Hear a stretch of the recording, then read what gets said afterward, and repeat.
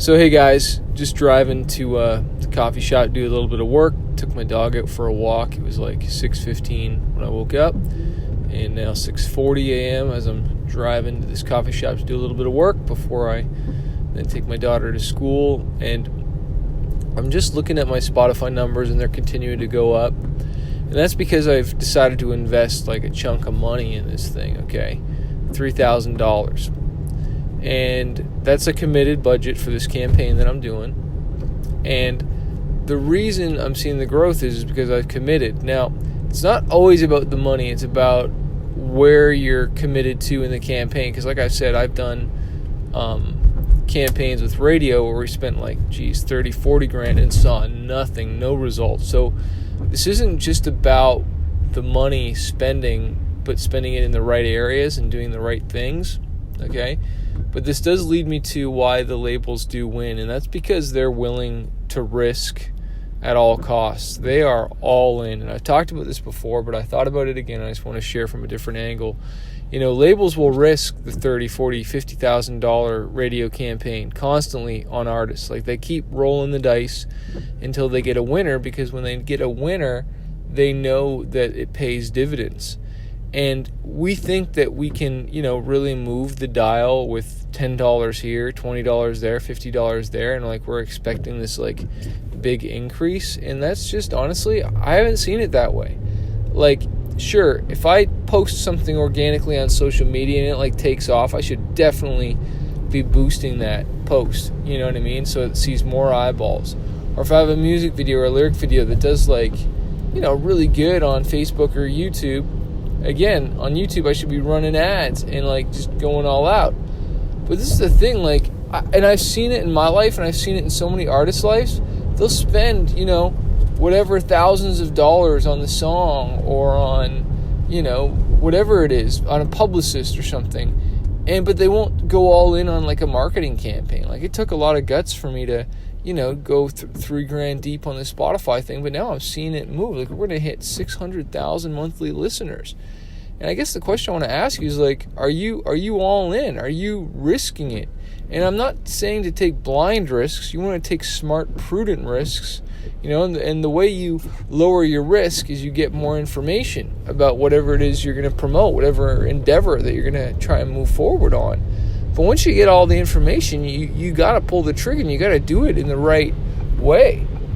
If you got an EP, I'm telling you make one music video and you didn't even promote it, you don't need to be making another music video until you promoted the crap out of that one. Or what is the point?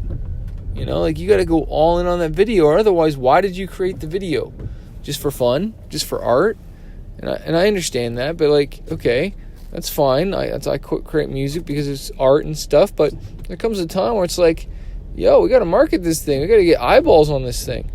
No lie here. I have a music video that I created, and we didn't promote it nearly well enough. And like I've said in previous episodes, I am not going to make another one until we've promoted that one, until that one sees some serious traffic and eyeballs on it, or else it's like, forget it, So anyways, I hope this inspires you, and just think about the question, like, you wonder why the labels are winning. You wonder why certain artists are winning, because they're putting more muscle and money behind it.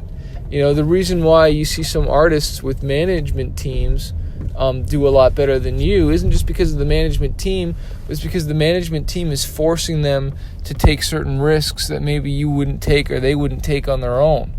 All right? And, that leads me to my next thing is that, when people hire me as a coach, and I've currently got my inner circle open, there's 3 spots, when I tell artists to do things that they're not comfortable with. I challenge them to do, and that's why you hire a coach, because they get you to stay longer in the gym. They get you to exercise muscles that you're not comfortable with, and normally stepping out of your comfort zone and kicking your butt. And so anyways, that's why I've opened my inner circle here. And if you stayed this long listening to the podcast, then I'll tell you where you can go to join.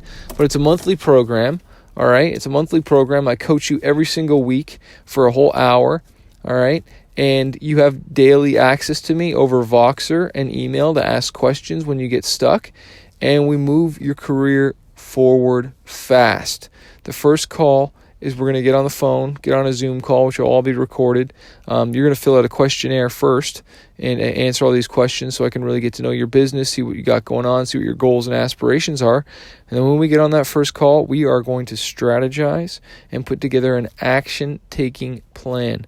And then for the next 4 weeks, you are going to take action on it and move the dial. So this starts November 1st, and it goes until December 1st. And if you want to get in, go to smartmusicbusiness.com/inner circle. It's a big investment, but the artists that have worked with me, those are my best students because they invested in themselves. They invested the time, money, and the effort, and they got to take a quantum leap forward. And honestly, I'll be dead honest, if you cannot, afford that, then you are not ready for a manager. I will tell you that 100%. If you can't afford the investment to hire a coach like me, you are not ready for a manager. All right? Because you should be able to have, if a manager is going to work with you, they're going to want a lot more than that per month for them to coach you. So that says that you got to get your income up. And that's kind of like how it works is, you hire coaches, you get people going until you get stuff to the point where a manager would want to work with you because you finally got some money coming in. You know what I'm saying? So anyways, I hope that gives you some things to think about. And don't get discouraged. Just get your income up. Get another job. Cut your expenses, man. And let's move this thing forward.